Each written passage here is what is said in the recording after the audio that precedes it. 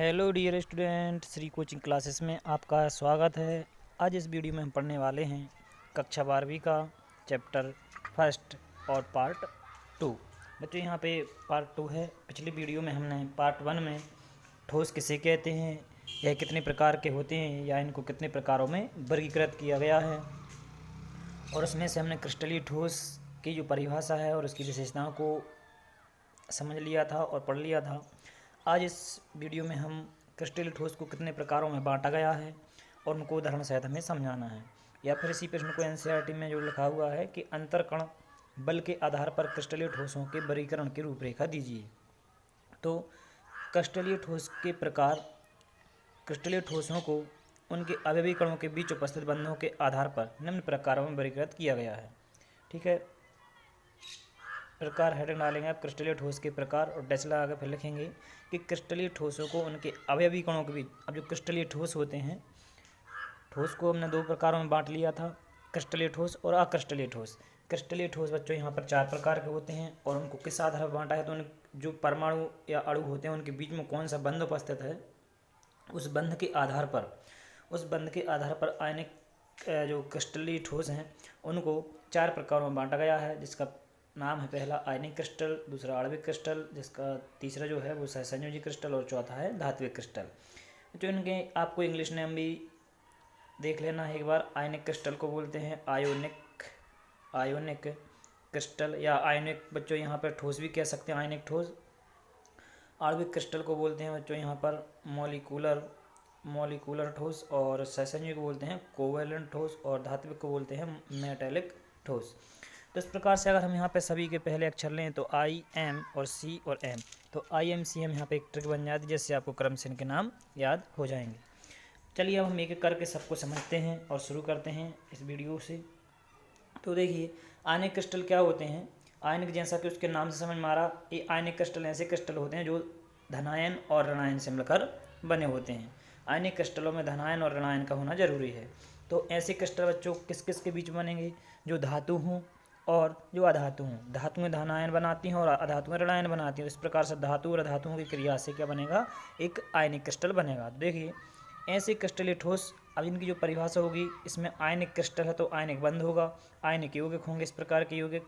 ठीक है, और मुख्य अवयवी कण क्या होंगे, आयन होंगे। तो आयन एक दूसरे से किस बंध से जुड़े होते हैं, आयनिक बंध से। तो ऐसे क्रिस्टलीय ठोस जिनमें अवयवी कणों के रूप में आयन होते हैं या आयन उपस्थित रहते हैं, और जो परस्पर आयनिक बंध के द्वारा, एक चीज़ जो खास है यहाँ पर आपको याद रखना है कि आयनिक क्रिस्टलीय ठोस में, आयनिक क्रिस्टल में जो है आयन उपस्थित होते हैं अवयवी कण के रूप में, और उनके बीच में कौन सा बंध होता है, आयनिक बंध होता है। तो उनसे वो क्या जुड़े होते हैं, निश्चित क्रम में या नियमित क्रम में जुड़े होते हैं। हमने पढ़ा है कि क्रिस्टलीय ठोस नियमित क्रम में ही होते हैं। तो नियमित क्रम में तो सभी होंगे, लेकिन कौन से बंध और कौन सी चीज़ होगी इसमें, तो आयन और आयनिक बंध द्वारा जुड़े होते हैं। ऐसे क्रिस्टलों को, ऐसे ठोसों को हम क्या कहते हैं, आयनिक क्रिस्टल या आयनिक ठोस कहते हैं। उदाहरण यहाँ पर दिए हुए हैं, NaCl सोडियम धातु है, क्लोरीन अधातु है, KCl सीजियम क्लोराइड और जिंक सल्फाइड। तो जिंक धातु है, सल्फर अधातु है। तो इस प्रकार से देखिए, धातु धातु के बीच में बंध बने और ये आयनिक बंध बना लेते हैं। ठीक है, इसके बाद हमारा जो दूसरा प्रकार आता है आणविक क्रिस्टल, जिसको हम इंग्लिश में मॉलिक्यूलर क्रिस्टल या ठोस सॉलिड बोलेंगे। अब इसमें आणविक क्रिस्टल है तो देखिए अणु होंगे, आणविक क्रिस्टल है इसलिए अवयवी कण क्या होंगे, यहाँ पर अवयवी कण जब भी आय लिखा हुआ तो बच्चों आप यहाँ पर से आपको क्या समझना है कि अवयवी कण के रूप में या तो अणु होंगे, या फिर परमाणु होंगे, या फिर आयन होंगे। इन 3 कणों में से कोई भी आपको कण देख के चलना। लेकिन यहाँ पर क्या उपस्थित होंगे बच्चों, तो यहाँ पर आणविक है इसलिए यहाँ पर क्या उपस्थित होंगे, अणु ही उपस्थित होंगे, परमाणु आयन नहीं होंगे।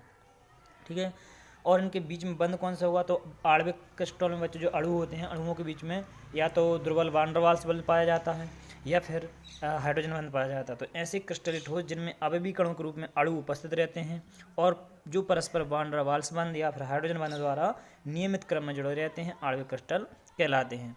इनके एग्जाम्पल आपको बहुत अच्छे से याद रखना, क्योंकि इस पर से विकल्प बनते हैं और अभी तक जो विकल्प आते थे उनमें से बहुत ज़्यादा पूछे जाते हैं। तो ठोस CO2 और ठोस CO2 को कहते हैं शुष्क वर्ग, दोनों इसी के एग्जाम्पल हैं आणविक ठोस के। आपको यहाँ से ध्यान रखना है कि जो भी अणु होते हैं वो आणविक ठोस में आ जाएंगे। जैसे NH3 भी एक अणु है, अमोनिया ठोस अमोनिया, कपूर ठोस मीथेन, आयोडीन आर्गन ठोस HCl, SO2 CHCl3 HF। अब आणविक क्रिस्टलों को भी कई प्रकारों में बांटा है बच्चों यहाँ पर, ध्रुवीय ठोस, अध्रुवीय ठोस, ठीक है, सहसंयोजक ठोस, मतलब इसको ध्रुवीय अध्रुवीय में भी बांटा गया है आणविक क्रिस्टल को। तो इसको हमें यहाँ पर सभी के एग्जाम्पल एक साथ लिख दिए हैं, बाकी आपको मोटे तौर पर आणविक क्रिस्टल याद रखना है, ठीक है। इसके बाद हमारा आता है नेक्स्ट टॉपिक सहसंयोजी ठोस या सहसंयोजी क्रिस्टल। तो इसमें देखिए बच्चों, सहसंयोजी है, इसका मतलब सहसंयोजी में परमाणुओं के बीच में बंध बनता है, जो सहसंयोजी बंध परमाणुओं के बीच में बनता है, इसलिए यहाँ पर मुख्य अवयवीकरण क्या होगा, परमाणु होगा, और उनके बीच में बंध कौन सा पाया जाएगा, तो सहसंयोजी बंध पाया जाएगा। और ये निश्चित क्रम में जुड़े होते हैं, जिन्हें हम क्या कहते हैं, सहसंयोजी क्रिस्टल कहते हैं। आपको यहाँ पर सहसंयोजी लिखना, ये मिसप्रिंट लिखा है। तो सहसंयोजी क्रिस्टल या सहसंयोजी ठोस कहलाते हैं। उदाहरण इसके क्या हो जाएंगे, हीरा, ग्रेफाइट जिनको बहुत पूछा जा चुका है, और क्वार्टज जिसको हम सिलिका के नाम से भी जानते हैं, SiO2, इसका जगह पे आपको सिलिका भी लिख के दे सकते हैं। तो सिलिका का सूत्र SiO2, इसी को क्या बोलते हैं, क्वार्टज। तो क्वार्टज आए या सिलिका आए, आपको सहसंयोजी ठोस में लगा के आना है। सिलिकॉन कार्बाइड या फिर SiC, इसी का सूत्र होता है सिलिकॉन कार्बाइड का, तो इसका सूत्र ये हो जाएगा, इसको भी सहसंयोजी क्रिस्टल में रखा गया है। इसके बाद हम आते हैं धात्विक क्रिस्टल पर। तो धात्विक के नाम से समझ में आ रहा है, इसमें अवयवीकरण क्या होंगे, धातु और धातु आयन होंगे, और इसमें जो बंध पाया जाएगा वो धात्विक बंध पाया जाएगा, ठीक। तो ऐसे क्रिस्टल ठोस जिनमें अवयवीकरणों के रूप में धातु आयन व इलेक्ट्रॉन रहते हैं, और जो परस्पर धात्विक बंध द्वारा नियमित क्रम में जुड़े रहते हैं, धात्विक क्रिस्टल कहलाते हैं।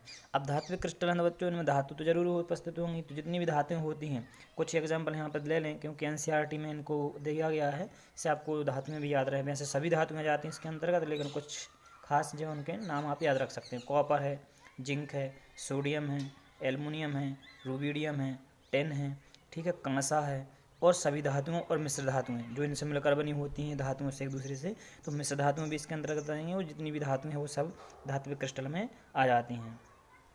इसके बाद हम आते हैं कि अक्रिस्टलीय ठोस। तो बच्चों ये क्रिस्टलीय ठोस हमारे कंप्लीट हो चुका है, जो उसके 4 प्रकार हैं। चारों प्रकारों के आपको अच्छे से एग्जाम्पल याद रखना है, किससे मिलकर बने होते हैं, कौन सा बंधनों में पाया जाता है, ये आपको याद रखना है, ठीक। अब आता हमारा ठोस का दूसरा प्रकार अक्रिस्टलीय ठोस। हमने ठोस को 2 प्रकारों में बांट लिया था, क्रिस्टलीय ठोस जिसको हमने पढ़ लिया। अब आता हमारा अक्रिस्टलीय ठोस। तो अक्रिस्टलीय ठोस की विशेषताएं देखिए, अक्रिस्टलीय ठोस को आपको ध्यान रखना है कि क्रिस्टलीय ठोस में जो अवयवीकरण थे वो एक निश्चित क्रम में व्यवस्थित होते थे, निश्चित क्रम में यानी जमे होते थे, ठीक है। लेकिन अक्रिस्टलीय ठोस में क्या होगा, अक्रिस्टलीय ठोस में जो अवयवीकरण होंगे वो कोई निश्चित क्रम में नहीं जमे होंगे, कोई कहीं होगा तो कोई कहीं होगा, इस प्रकार से कोई भी निश्चित क्रम का नहीं होगा। इस प्रकार के ठोस को हम क्या कहते हैं, अक्रिस्टलीय ठोस कहते हैं, ठीक है। तो ऐसे ठोस जिनमें अवयवीकरण एक निश्चित क्रम में व्यवस्थित नहीं रहते और इनकी ज्यामिति निश्चित नहीं होती, अक्रिस्टलीय ठोस कहलाते हैं। उदाहरण क्या हो जाएंगे, जैसे प्लास्टिक है, रबर है, कांच है, चमड़ा है, लाल फास्फोरस, स्टार्च, सेलुलोज, सभी बहुलक। तो जो प्लास्टिक है वो एक बहुलक है बच्चों।